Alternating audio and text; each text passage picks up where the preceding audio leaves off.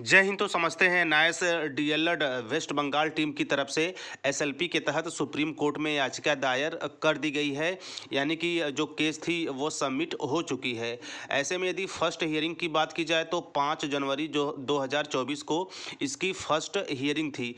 इसके तहत सबसे महत्वपूर्ण जो बिंदु हैं, जैसे कि यह जो केस दायर की गई है एसएलपी के तहत, इसका मुख्य बिंदु है के साथ साथ क्या यह सुप्रीम कोर्ट जजमेंट जारी हो जाने के बाद यह जो केस है सुप्रीम कोर्ट में एसएलपी के तहत दायर की गई है उसमें क्या क्या संभावनाएं बन सकती हैं। तो ऐसे में सुप्रीम कोर्ट जजमेंट के बाद वेस्ट बंगाल टीम की तरफ से एनआईएस डीएलएड को शिक्षक भर्ती में सम्मिलित किए जाने के संबंध में यह पहली केस है। तो ऐसे में सभी महत्वपूर्ण पहलुओं पर चर्चा करेंगे और इसके साथ साथ यह भी चर्चाएं करेंगे कि क्या यह केस हमें किसी परेशानी के संबंध में तो नहीं डालेगी या फिर यहाँ से हमें जीत मिलेगी। तो चलिए सभी महत्वपूर्ण पहलुओं पर चर्चाएं करते हैं और मैं आशा करता हूं कि आप वीडियो के अंत तक बने रहेंगे। जी हाँ, स्क्रीन पर आप बिल्कुल स्पष्ट रूप से देख रहे होंगे, चूंकि सुप्रीम कोर्ट में केस है तो जाहिर सी बात है कि उसके जो मुख्य मुख्य बिंदु हैं केस के संबंध में उसको भी जानना अति आवश्यक है। तो ऐसे में देखिए यहाँ पे आप डायरी नंबर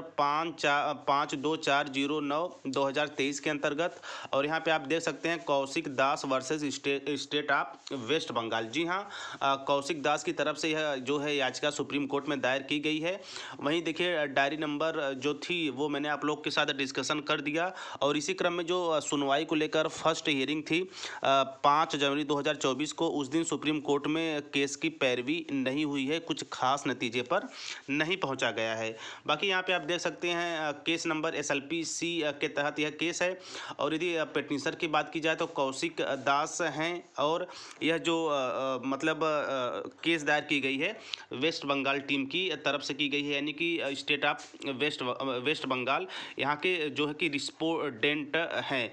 वहीं यदि एडवोकेट की बात की जाए तो देवेंद्र कुमार शुक्ला इसके एडवोकेट हैं। वहीं यदि इस केस के मेन आधार की बात की जाए तो कि सुप्रीम कोर्ट में एनआईएस डीएलएड वेस्ट बंगाल की तरफ से इस केस का आधार क्या था, तो देखिए पीआरटी में चल रही ऑनगोइंग प्रोसेस में 28/11/2023 के जजमेंट का प्रभाव न पड़े, ये सुनिश्चित करने के लिए पश्चिम बंगाल के अभ्यर्थियों ने सुप्रीम कोर्ट पहुंच चुके हैं और जो है केस भी दायर हो चुकी है। ऐसे में देखिए यहाँ पे case under defeat list valid for 90 days, 90 दिनों के लिए यह केस डिफेक्ट लिस्ट के तहत इसे कैटेगरी में लिया गया है। तो यहाँ पे सबसे महत्वपूर्ण बिंदु ये हो जाता है कि सुप्रीम कोर्ट जजमेंट के बाद चूंकि लगभग नवंबर में सुप्रीम कोर्ट का जजमेंट भी आ चुका था। हालांकि यदि इसका प्रभाव देखें तो बिहार राज्य में आप देख ही रहे होंगे कि सभी तरह की एनआईएस डीएलएड अभ्यर्थियों की चाहे काउंसलिंग प्रक्रिया हो, सप्लीमेंट्री एग्जाम हो, वहाँ पे रोक लगा दी गई है। हालांकि इससे पहले जो बीपीएससी 0.1 था उसमें सिलेक्शन हुए हैं, लेकिन यदि टीआरआई 2 की बात की जाए तो उसमें काउंसलिंग प्रक्रिया, सप्लीमेंट्री एग्जाम पे रोक लगा दी गई है। यदि इस आधार पर हम लोग देखें तो वेस्ट बंगाल में भी सुप्रीम कोर्ट में जो याचिका दायर की गई है संभवतः इसी के इर्द गिर्द नतीजे आएंगे। क्योंकि आपको भी पता है कि जब सुप्रीम कोर्ट आर्डर दे चुकी है तो जाहिर सी बात है जो हाई कोर्ट्स होती हैं वे उन्हीं का अनुपालन करती हैं। तो ऐसे में खैर कोई बात नहीं, वेस्ट बंगाल टीम जो है कि जो है कि सुप्रीम कोर्ट पहुंची है, उन्होंने वहां पे अपनी याचिकाओं को रखा है ये जानने के लिए कि जो वहां पे शिक्षक भर्ती प्रक्रिया अभी वर्तमान समय में जारी है उसमें क्या जजमेंट का प्रभाव पड़ेगा।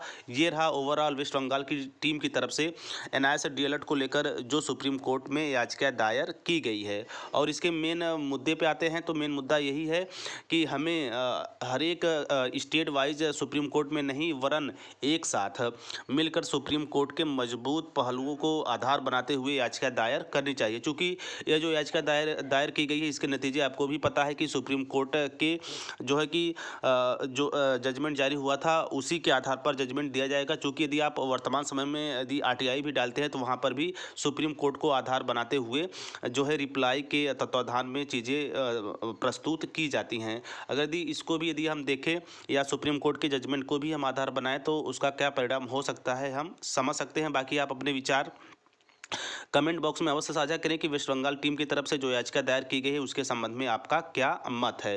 बाकी इसकी अभी नेक्स्ट हियरिंग को लेकर क्या महत्वपूर्ण चीज़ें रहेंगी उसकी प्रत्येक अपडेट के लिए आप टीचर टर्निंग पॉइंट चैनल के साथ बने रहें।